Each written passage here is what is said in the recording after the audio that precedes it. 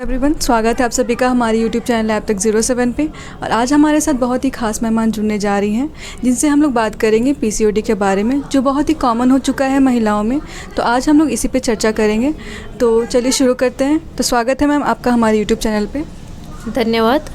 तो मैम एक छोटा सा इंट्रो हो जाए। मेरा नाम डॉक्टर आरती ज्योति है। मैं स्त्री एवं प्रसूति रोग विशेषज्ञ हूँ। मैं मुख्यतः माँ राम प्यारी सुपर स्पेशलिटी हॉस्पिटल में कंसल्टेंट हूँ। मेरा खुद का भी क्लिनिक है जो कि Tata Motors 4th floor gastro and gynaec clinic के नाम से है। मेरा गायनिक के फील्ड में पिछले 14 से 15 साल का एक्सपीरियंस है। तो मैम हम लोग सबसे पहले जानेंगे कि पीसीओडी क्या है और उसका लक्षण और मुख्य कारण क्या है। सबसे पहले तो मैं बता दूं अपनी सब महिलाओं और बच्चियों को कि पीसीओडी और पीसीओएस दोनों एक ही बीमारी है। पीसीओडी का जो फुल फॉर्म है पॉलीसिस्टिक ओवेरियन डिजीज़ और पीसीओएस सेम हो गया पॉलीसिस्टिक ओवेरियन सिंड्रोम। कहने का अर्थ यह है कि पॉलीसिस्टिक ओवेरियन डिजीज़ में खाली हम ओवरीज़ को देखते हैं जिसमें छोटे छोटे सिस्ट बन जाते हैं जो कि अल्ट्रासाउंड द्वारा हमें पता चलता है। लेकिन जब हम पीसीओएस बोलते हैं मतलब सिंड्रोम, मतलब कि केवल ओवरीज़ ही नहीं, वो जो बीमारी है हमारे शरीर को हर तरह से ग्रसित करती है। कहने का मतलब हमें वेट गेन हो सकता है।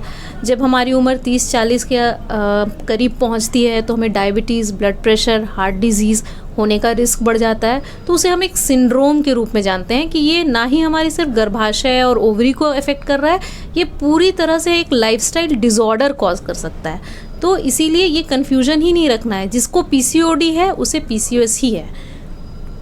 तो मैम पीसीओडी क्या ये लाइफ टाइम समस्या है या फिर इसका कोई इलाज है? पीसीओडी जो है अगर हमें डायग्नोज हुआ है तो अगर देखा जाए तो ये एक लाइफ टाइम समस्या है। जैसे किसी को कभी डायबिटीज़ हो जाए या हाइपरटेंशन हो जाए तो लोग बोलते हैं हाँ मेरा शुगर कंट्रोल है, तो कुछ दिन पहले दवाई ली थी अब ठीक है, जो कि ठीक नहीं होता है। वो ठीक इसलिए रहता है कि हम दवाई लेते हैं, हम लाइफस्टाइल में चेंजेस करते हैं, डाइट में चेंजेस करते हैं। लेकिन अगर एक बार हम हाइपरटेंसिव हो गए तो वो फिर ज़िंदगी भर के लिए है। उसी तरह से पॉलीसिस्टिक ओवेरियन डिजीज़ अगर किसी को एक बार एक्चुअली में डायग्नोज हो गया, पहले तो डायग्नोज करने का तरीका एक आम तौर की भाषा में इतना आसान नहीं है कि बस अल्ट्रासाउंड रिपोर्ट में हमने देख लिया पॉलीसिस्टिक ओवेरीज तो बस हमें पीसीओडी है, ऐसा बिल्कुल भी नहीं है। उसकी कुछ क्राइटेरियाज़ हैं जो कि डॉक्टर्स या गायनोकोलॉजिस्ट ही डिसाइड करते हैं सब कुछ देखने के बाद। ब्लड टेस्ट, अल्ट्रासाउंड, उनकी क्लिनिकल हिस्ट्री, उन सब चीज़ों को मिला के हम डायग्नोस करते हैं कि ये पॉलीसिस्टिक ओवेरियन डिजीज़ है।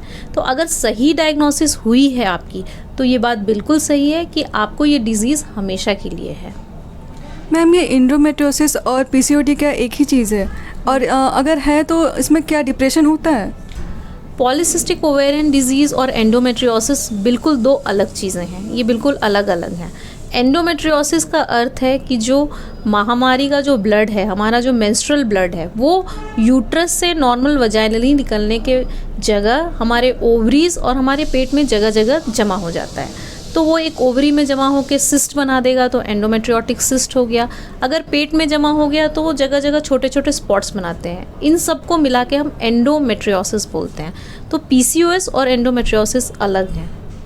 मैम देखा जाता है कि जिसको पीसीओडी होता है उसको प्रेग्नेंट होने में बहुत प्रॉब्लम होता है, तो ऐसा क्यों होता है?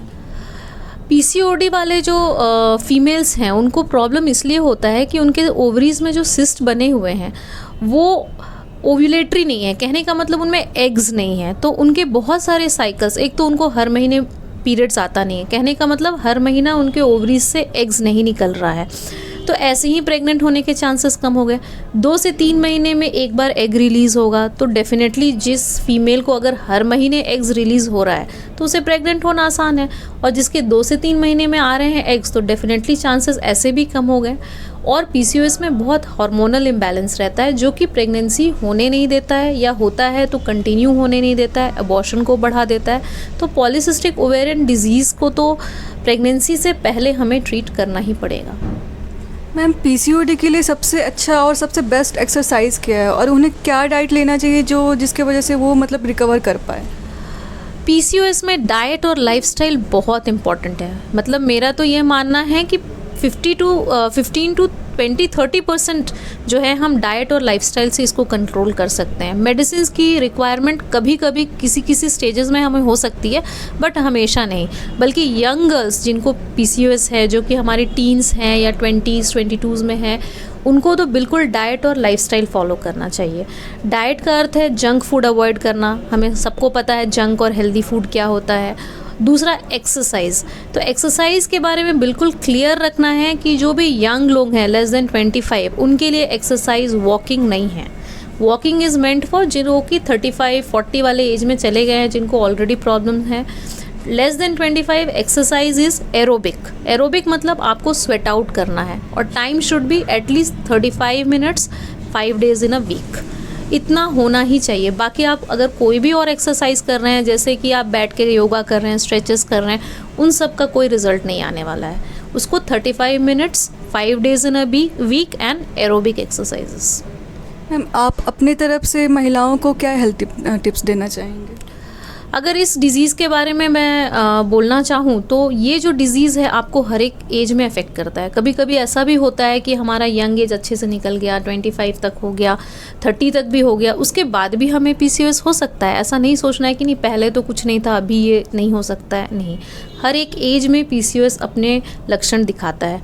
यंग गर्ल्स जनरली परेशान रहेंगी वेट गेन से, चेहरे पे ऐसे अनचाहे बाल आ जाएंगे, उसके बाद पीरियड्स में इरेगुलरिटी होगा, उनकी प्रॉब्लम इतना ही रहेगी। तो उनको मैं बोलूँगी कि एक्सरसाइज को अपनी लाइफ का एकदम इंटीग्रल पार्ट बनाएं। जैसे हम सांस लेते हैं, जैसे हम खाना खाते हैं, वैसे ही एक्सरसाइज को हम बिल्कुल ना भूलें, ठीक है। एक्सरसाइज को एकदम अपने लाइफ का एकदम इंटीग्रल पार्ट बना के रखें। और डाइट भी, जंक फूड को हो सके तो मैं मना नहीं करूँगी, यंग हैं, बच्चे हैं तो खाएंगे ही नेचुरली, बट उसको जितना मिनिमाइज़ कर सकें। प्लस टाइमली खाना, जो कि आजकल के बच्चे नहीं करते हैं, लेट नाइट उठना, देर से सुबह उठना, ये सब कहीं ना कहीं हमारे शरीर को और इस PCOS बीमारी को बढ़ा रहा है। और जब यंग महिलाएं हैं, जब आपकी शादी हो गई है, तो नेचुरली प्रेगनेंसी के लिए आप परेशान रहेंगे। उस समय भी सेम ही रहेगा कि हमें डाइट लाइफस्टाइल फॉलो करना है।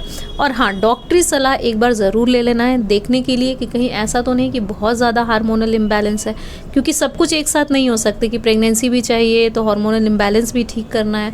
तो एक बार आप जब प्रेगनेंसी प्लान कर रहे हैं तो अपने गायनेकोलॉजिस्ट से ज़रूर मिलें। थैंक यू मैम, आपसे इतनी सारी जानकारियाँ प्राप्त हुई। तो अगर आपको हमारा वीडियोस अच्छा लगा हो तो प्लीज़ हमारे चैनल को लाइक, शेयर एंड सब्सक्राइब ज़रूर कीजिएगा। Thank you.